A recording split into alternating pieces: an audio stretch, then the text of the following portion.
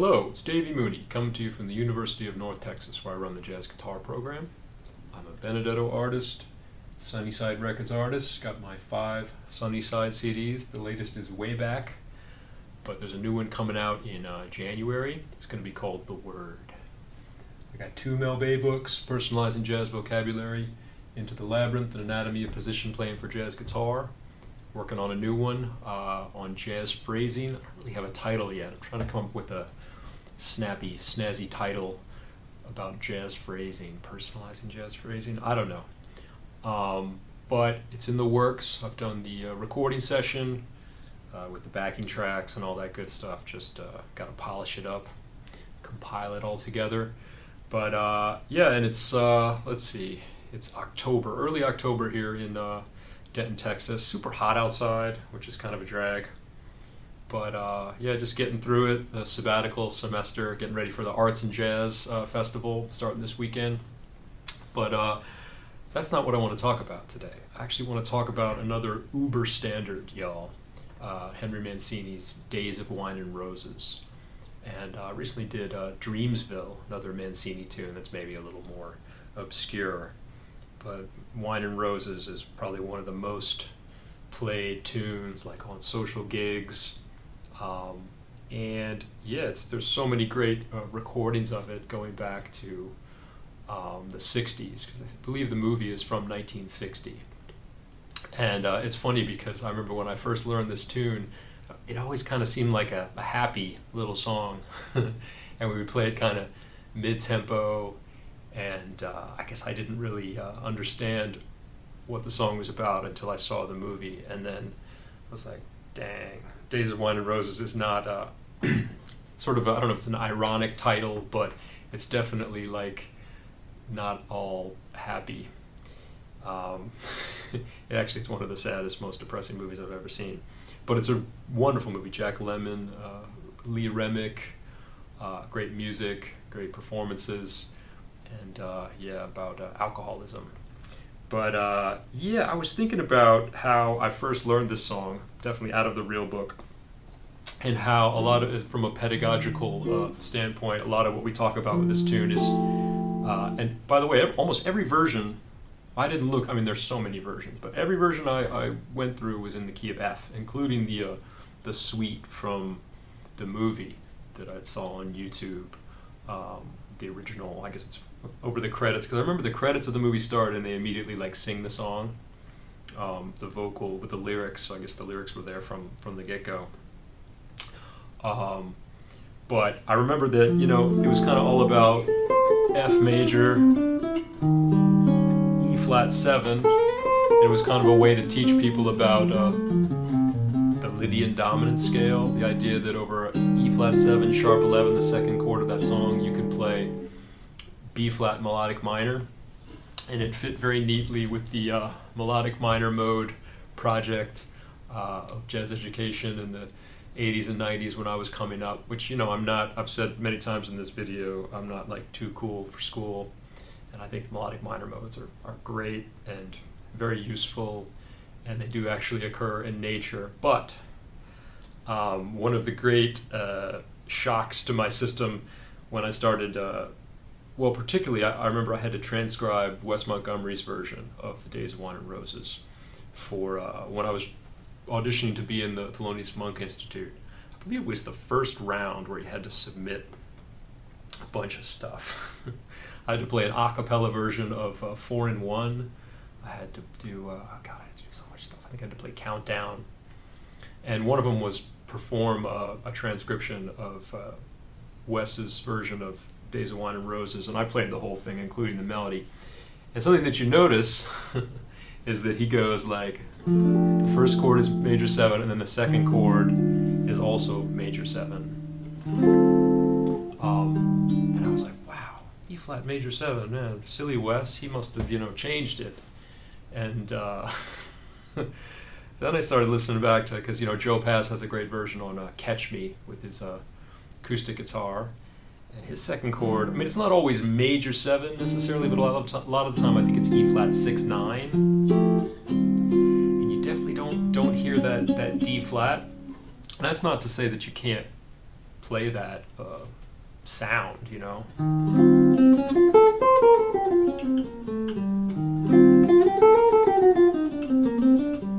I think you can kind of play either one, E flat Lydian or E flat Lydian dominant. But it was a real surprise to me because, you know, it's one of those things where it's kind of like the the melody of Lady Bird is another thing maybe I'll talk about at some point, about what the actual melody is versus what we all learned, us real book folks, and wondering where that came from. Then again, I mean, you could go through a million versions. I think Oscar Peterson on We Get Requests, they play that E flat chord, and then Ray Brown goes to like an A, so there's that tritone sub, so that would kind of imply that maybe it's E flat 7, A7, which would probably have a C sharp, D flat in there, and then they go right to the D7. But suffice it to say that it's not set in stone. Well, it is set in stone. It's set in the real book stone, but it's not. And on the app, you know, the iReal, it's E flat dominant 7. And I play on it as E flat dominant 7, but it's not actually that originally. And I was listening for the Mancini version, and yeah, I wasn't hearing D flat on that first vocal version. It's very like lush vocal harmonies. To me, it sounded kind of more like almost like F major 7, then over E flat with more of an E flat triad, and then right to a D7 with a flat 5. Something that's really nice, rather than, you know, I learned it as F major, E flat 7, and then maybe like A minor 7, flat 5, D7. And then CD, you've got this something that's really cool. You know, the melody goes on the word roses, D to C, and there's a little counter line of A flat to A, a little contrary motion, so kind of flat 5 to natural 5, which is really nice. There's all these little details in there, and I got to give a shout out to Mike Moreno, and he has a great series, Standards from Film, and an album where he kind of talks about this stuff, about how a lot of what we think the chords are to these songs are not the original chords, and, you know, sometimes it's definitely worth checking out. I mean, not sometimes, it's always definitely worth checking out what the original harmony was, and sometimes it's more, there are these little details that are worth being aware of. Kind of like when we talk about Billy Strayhorn tunes, and if you listen to the original arrangements, there's little counter lines and all kind of interesting things. So anyway, just so you know, I mean, anytime you go on a gig and you play Days of Wine and Roses, people are going to play E flat dominant 7 for the second chord, and I don't think that that's like, you know, you don't have to give anybody the stink eye, but maybe you could just be aware of the fact that Joe Pass, even Bill Evans, right? So sometimes we kind of blame Bill Evans for the chord changes that ended up in the real book. But man, I was listening to Affinity, Toots, Thielmans, and Bill Evans. I believe that's the first time he recorded that song, and maybe he did it earlier, but that's the first one I found. It's actually really late in his career, 79, I think. And yeah, I'm just not hearing dominant 7 on that second chord. Also, that's not to jump around too much, but that Bill Evans recording is the one where they play the song, the first half in F, and then the second half in A flat, which is kind of cool. I used to do that on gigs back in the day. Now I don't really do that as much. But let's see, another thing. What else? Oh yeah, and then on the Tony Bennett Bill Evans album, which is a really great version of the song. It's the last song on the album. Bill Evans does a little intro, and then Tony Bennett just sings through it once. And Bill Evans does this little counter line, so Tony goes, "The days of wine and roses." So there's a counter line. Bill Evans goes B, C, C sharp, D. So the second chord, there's a D natural. Of wine and roses to D7. So the days of wine and roses. So there again, pretty much every version I encounter, except maybe Oscar Peterson, you could argue that it's a dominant, and maybe that's where the dominant came from on We Get Requests. Great album. But let's see what else, little variations. So the chords I learned, we'll put that to the side for a second, were F major, E flat something 6/9, maybe a dominant 7 major, major 7, maybe just make it 6/9 and then you don't have to worry about it.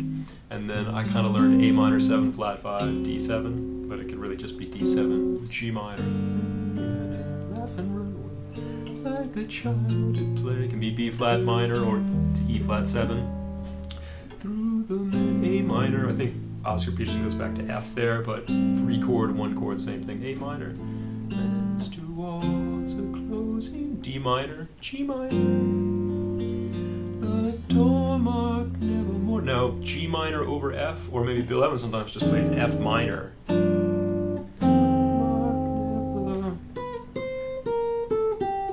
Somehow he gets away with that. I don't know if they play A natural in the melody, but definitely on the Toots Thielman he's playing an F minor.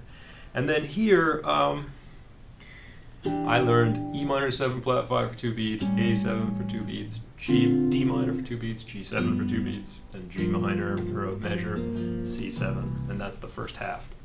And there's definitely some variation there. I believe, let's see, A minor, some people go, I think Oscar Peterson goes, he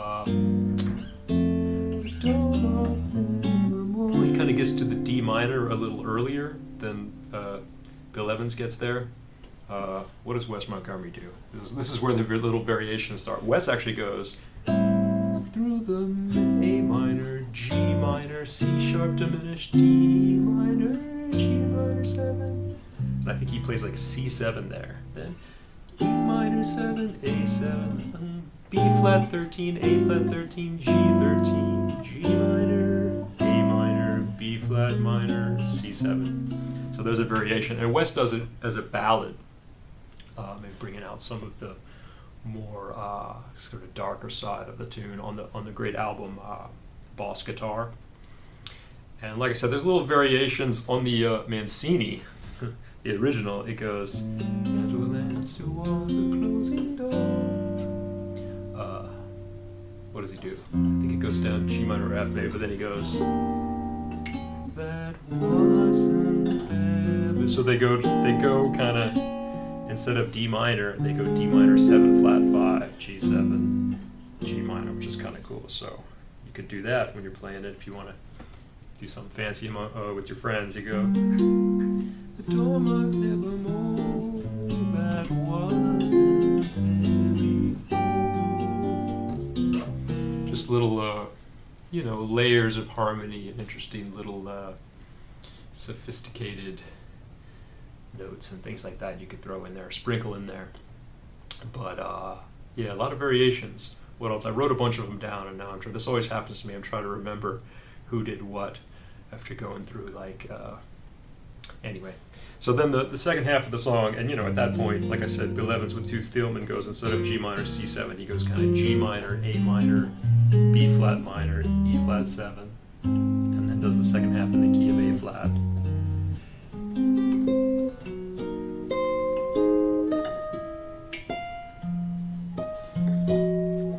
But most people stay in the same key. So same thing, starts the same, F major, E flat 6, or dominant, whatever you want to do.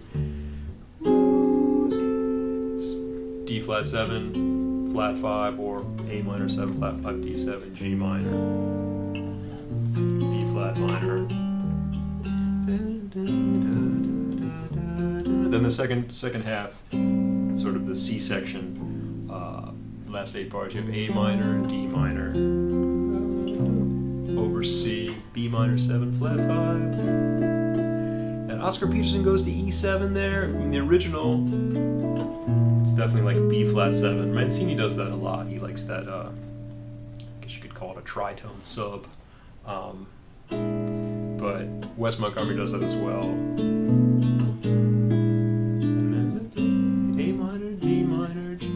C7, F. So anyway, and like I said, that's pretty much, I think, if you play those chords, you'll be good on your social gig or whatever, however you want to do the song. But in terms of improvising, now that I'm not sure what the second chord is, I kind of find myself occasionally trying to play it as a major 7, just because, What is Wes? I remember the Wes.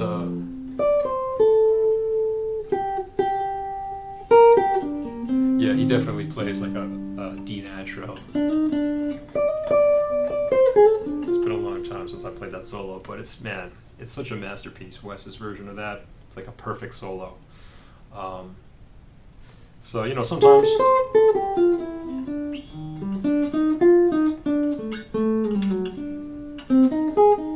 I feel like when I get to the D7, I kind of want to make it a flat 5 and bring out that A flat because I really like how they go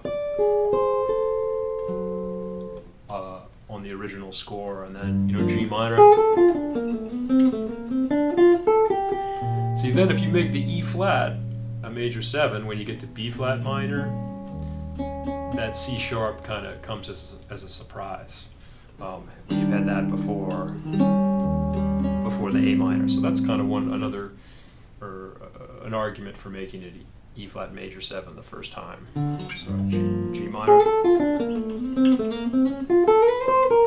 And then if you want to play melodic minor there, satisfy your 80s and 90s jazz education, Jones. A minor, D minor. Yeah, sometimes after the G minor, rather than G minor over F or F minor, I kind of want to make it C7, I guess because that's what Wes does. And I definitely go in terms of harmonic rhythm, I definitely think of it as A minor, D minor, G minor, and then the 2/5 kind of condensed, D minor, G7, G minor. Although I've played with people that go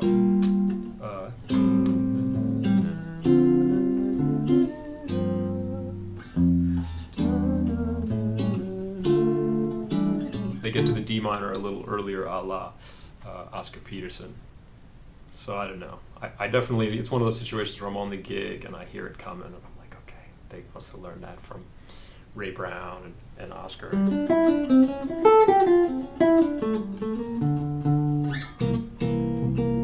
the second half.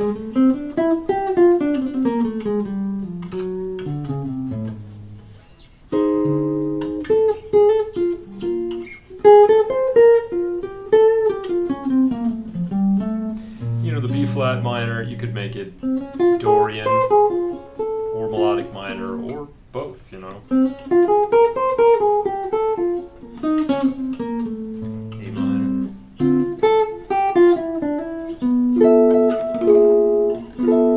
On the, B minor 7 flat 5, sometimes it's fun to put a natural 9 on that chord.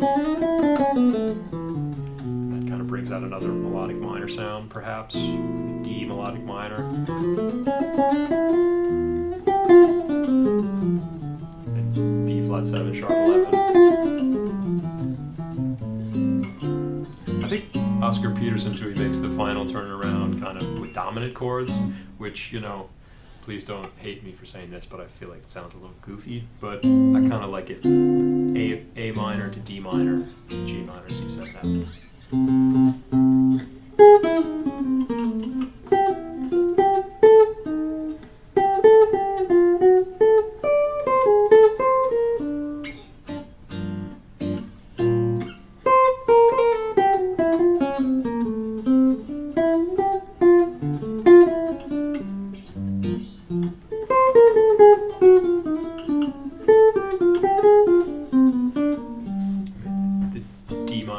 Minor 7 flat 5.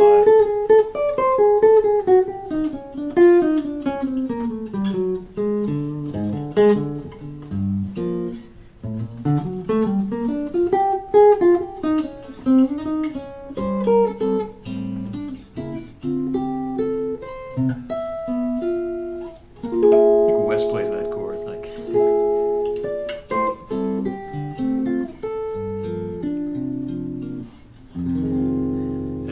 Tony Bennett, Bill Evans album, he does a little coda, and then I remember he ends on an F minor at the end, and that's how the Tony Bennett, Bill Evans album ends. Anyway, so I'm going to play a few choruses on this song with the I reel changes. I didn't mess with them too much because I feel like these days that's what people are going to play. anyway, that's kind of where we're at with the music, and that's okay. You know, I'm not trying to hate on anybody, but check out some different versions and see if you find any that you know, from back in the day that play E flat dominant 7 for the second chord. So anyway, all right. Hope you enjoyed, y'all. Days of Wine and Roses.